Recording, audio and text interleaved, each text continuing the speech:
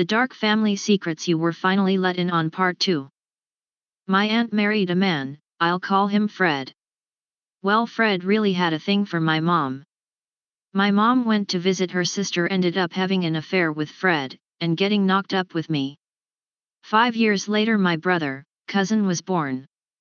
4 years after that my sperm donor decided to spill the beans that he was actually gay and ran off to the magical land of Florida. I thought that my 4 times a year visits were normal, but they wanted us growing up and being friends. I haven't seen or heard from the cousin in 15 years or so. Second story.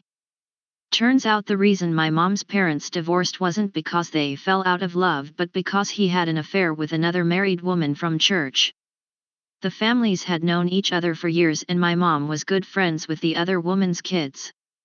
It was especially sad because my step-grandmother's children suffered pretty badly because neither she nor her ex-husband were functional adults. Their kids grew up fast and the oldest daughter basically became a mom and maid at the ripe old age of 12 since dad refused to step up. My bio-grandmother, bless her, didn't tell a soul about this. When I told her I knew, she sort of smiled and nodded like it was a relief that someone else knew beside her. I can't imagine keeping a secret like that for so long and not being able to tell your kids that it really wasn't your fault that you divorced and upended their lives.